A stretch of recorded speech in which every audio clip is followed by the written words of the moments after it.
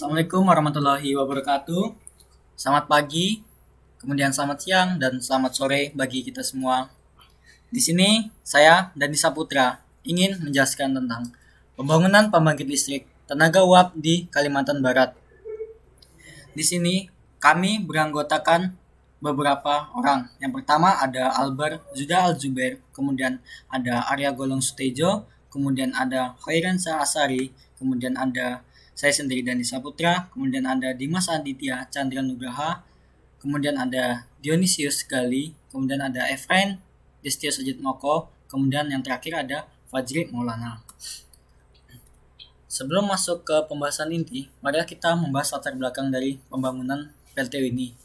Berangkat dari permasalahan listrik di Kalimantan Barat. Jadi, beban puncak listrik yang ada di Kalimantan Barat selama ini yaitu sebesar 400 MW menurut sumber di okezone.com tahun 2019. Kemudian, jumlah PLTU yang ada hanya terdiri dari 4 buah pada 2016 menurut data statistik tahun 2016. Berangkat dari kebutuhan listrik di Kalimantan Barat, maka kami melakukan perancangan pembangkit listrik. Perancangan pembangkit listrik ini kita menggunakan pembangunan PLTU, di mana pembangunan PLTU ini akan mendukung program 10.000 MW yang diselenggarakan oleh pemerintah. Berikut merupakan set tentang pembangkit listrik tenaga uap yang akan dijelaskan oleh Saudara Albar Zuda Al-Zubair.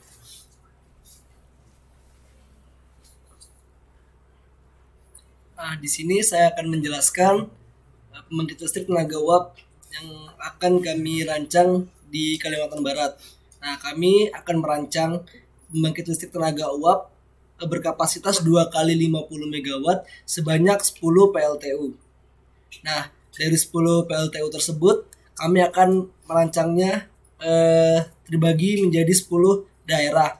Yang pertama di Kabupaten Melawi, yang kedua di Kabupaten Singkawang, yang ketiga di Mempawah, yang keempat di Kota Baru, yang kelima di Ketapang, yang keenam di Kendawangan, yang ketujuh di Putus Sibau, yang kedelapan di Kota Baru, yang kesembilan di Sanggau, dan yang terakhir di daerah Tawan.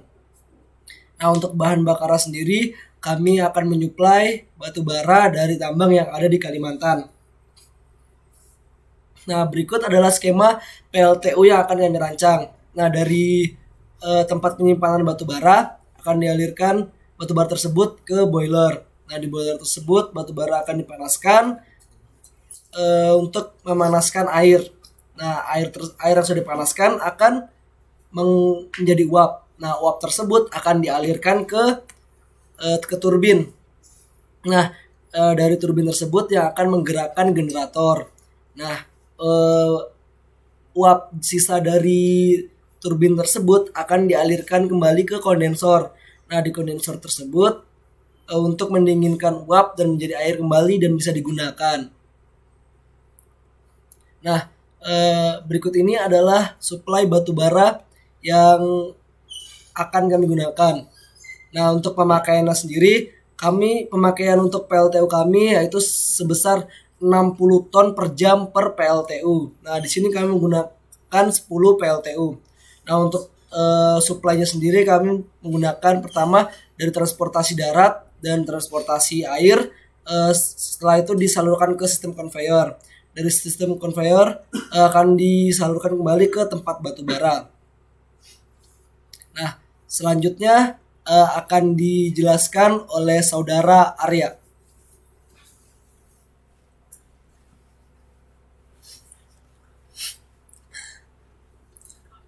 Selanjutnya ada sistem boiler. Fungsi boiler pada PLTU adalah mengubah air dari fase cair menjadi fase uap. Yang pertama di situ terdapat ruang bakar atau furnace. Batu bara diubah dari ukuran 50 mm menjadi ukuran 200 massa sebanyak minimal 70%. Temperatur mencapai 1000 derajat Celcius. Selanjutnya ada yang kedua itu steam drum, berfungsi sebagai tempat penampungan air panas serta tempat terbentuknya uap. Selanjutnya yang ketiga ada superheater. Proses pemanasan lanjutan menggunakan superheater pipe yang dipanaskan dengan suhu 260 derajat sampai 350 derajat Celcius. Selanjutnya ada yang keempat, air heater, berfungsi untuk memanaskan udara yang digunakan untuk menghembus atau meniup bahan bakar dengan suhu 230 derajat Celcius. Bisa kita lihat di bawah situ terdapat gas outlet, di mana gas tersebut yaitu uap air yang disalurkan menuju ke turbin yang dapat memutar generator. Slide selanjutnya akan dijelaskan kepada saudara Destio.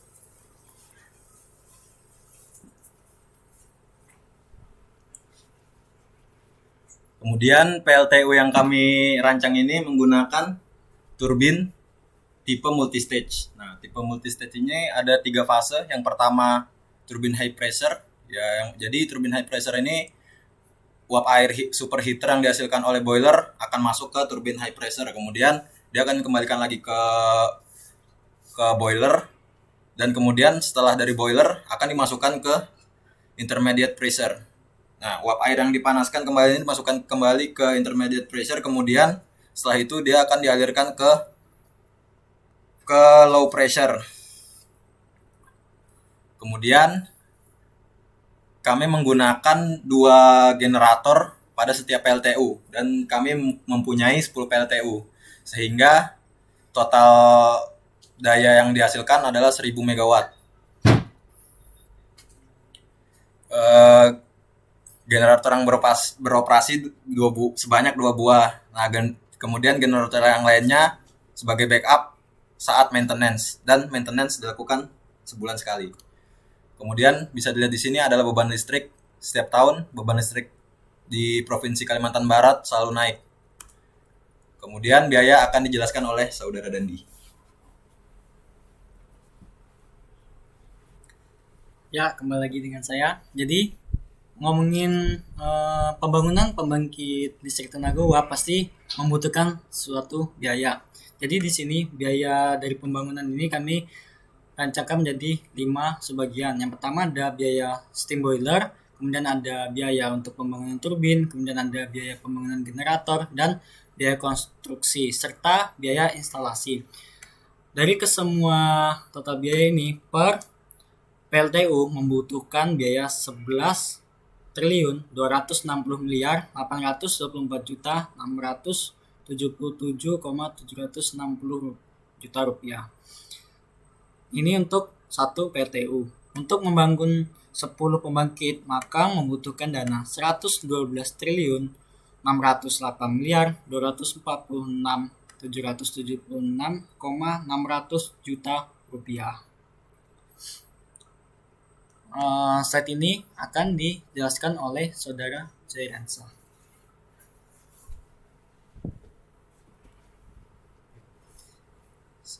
Tadi sudah dijelaskan tentang bagaimana pembangkit yang akan kita buat. Sekarang kita akan menjelaskan bagaimana kita akan menyebarkan dayanya ke daerah, yaitu yang akan kami jelaskan adalah di daerah Provinsi Kalimantan Barat.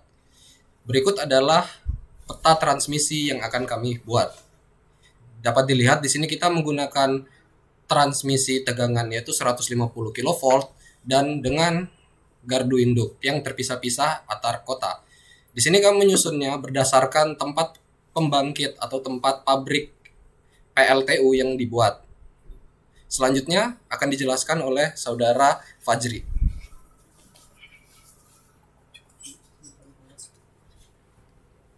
Berikut di sini kita menggunakan desain tower untuk sistem transmisinya. Di sini kita memakai tower steel pool dan tower lattice, di mana untuk tower ini kita bisa mentransmisikan untuk 150 kV. Kemudian di sini kita ada perhitungan jarak ROW konduktor SUTT SUTET dengan pohon di bawah jalur. Di sini ada perhitungannya, yaitu di sini ada C, yaitu jarak antara pohon dengan kabel. Kemudian Z-nya di sini ada tinggi pohon, dan X ini tinggi dari tanah ke kabelnya. Di sini ada perhitungannya, C sama dengan X sama dengan Z kurang Z. Kemudian ada perhitungan jarak ROW konduktor dengan bangunan di bawah jalur. Ada juga perhitungan jarak dengan antena di luar jalur. Antena lebih tinggi dari konduktor.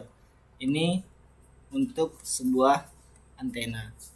Kemudian di sini ada perhitungan dengan pohon di samping jalur. Ketika ada kemungkinan pohon tersebut rubuh atau tumbang.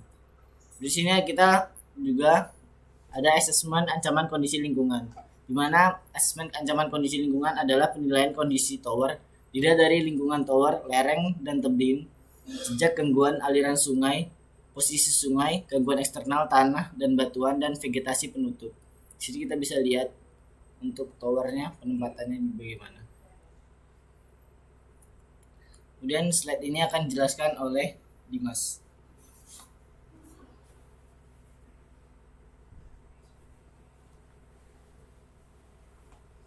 Jadi di sini saya akan menjelaskan tentang biaya pembangunan transmisi.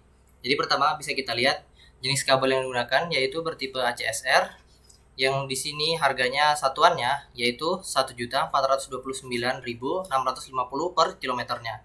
Karena jumlahnya yang kita pakai dalam kabelnya adalah 6 buah, jadi kita kalikan jumlah yang kita pakai ada 6 dikali dengan 3.274 km panjangnya, jadi total harganya yaitu 28 miliar 84 juta 44.600. Kemudian untuk tower SUTT-nya sendiri menggunakan tipe lattice atau steel pole. Jadi dengan harga satuan 200 juta 1000 per satu towernya, dan jumlah yang kita pakai adalah 163 unit. Jadinya total harganya yaitu 36 miliar 600 juta 163.000. Kemudian untuk gardu induk, harga satuan gardu induknya yaitu 73 miliar 420 juta per unit. Jadi yang kita pakai itu adalah 19 unit. Jadi totalnya yaitu sebesar 1.394 miliar 980 juta. Jadi total biaya akhirnya yaitu sekitar 1 triliun 459 miliar 664 juta 208.600. Kemudian distribusi Kota Pontianak akan dijelaskan oleh Saudara Cair. Di sini saya akan menjelaskan salah satu kota yang akan dibentuk peta distribusinya. Di sini yang akan kami bentuk adalah ibu kota di Kalimantan Barat, yaitu ibu kota Pontianak. Nah, dapat dilihat di sini kami menggunakan sistem loop untuk di kotanya, yaitu dalam bentuk melingkar. Dapat dilihat di situ adalah gardu induk yang masuk dari sistem transmisi akan disebarkan oleh sistem distribusi dengan sistem loop. Selanjutnya untuk saluran distribusi sendiri akan dijelaskan oleh Saudara Dion.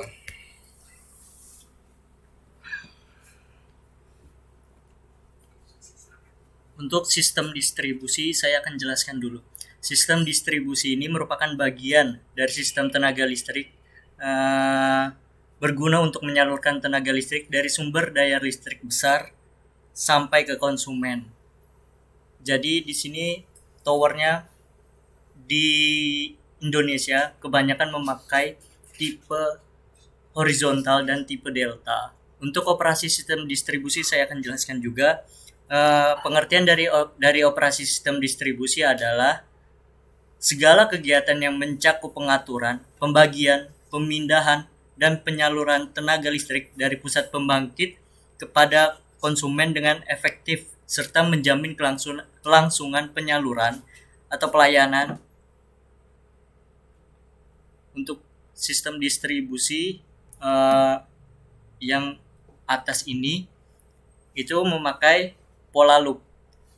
Jaringan pola loop adalah jaringan yang dimulai dari suatu titik pada rel daya yang berkeliling di daerah beban, kemudian kembali ke titik rel daya semula.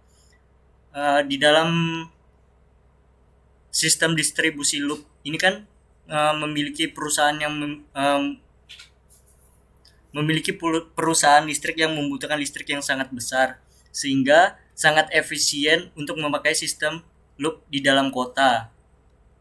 Dan yang kedua itu adalah sistem distribusi pola radial dengan pas area. Pola radial adalah jaringan yang di setiap saluran primernya hanya mampu menyalurkan daya dalam satu arah aliran daya. Jaringan ini bisa dipakai untuk melayani daerah dengan tingkat kerapatan beban yang rendah. Misalnya jika ini untuk di luar kota, untuk misalnya ada gangguan di sekitar sini, maka dalam bentuk radial ini maka berfasa-fasa. Tegangan misalkan di sini ada gangguan sehingga suatu daerah tersebut akan mati keseluruhannya. Untuk pembahasan selanjutnya saya akan berikan kepada saudara Dimas.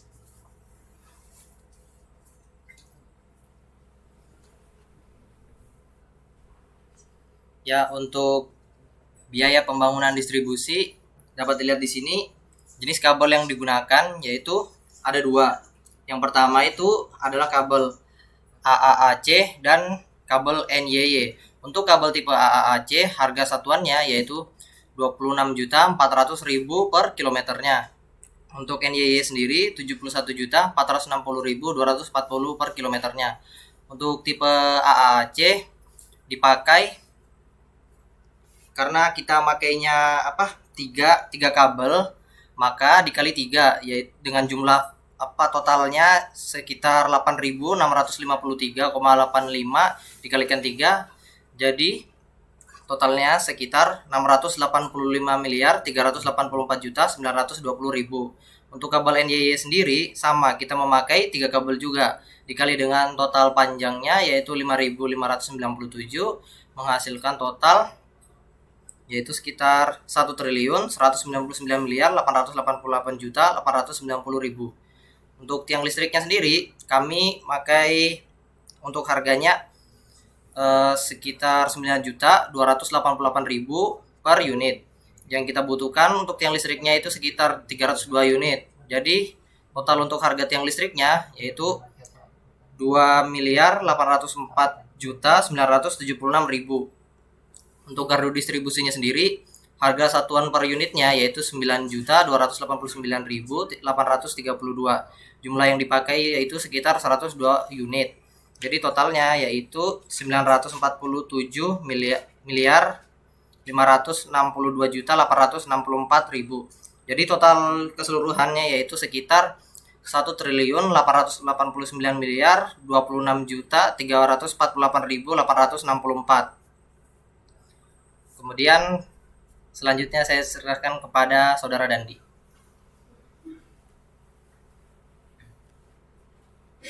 Ya, sebelum saya mengakhiri penjelasan dari kelompok kami, saya akan menyampaikan beberapa kata atau pepatah dari Safira Al-Farisi. Jadi di sini, jika menuntut ilmu adalah ibadah, maka berprestasi adalah dakwah. Sekian dan terima kasih presentasi kelompok kami. Jika ada yang ditanyakan atau ada yang kurang berkenan, maka silahkan disampaikan di kolom komentar. Kurang lebihnya kami mohon maaf. Wassalamualaikum warahmatullahi wabarakatuh.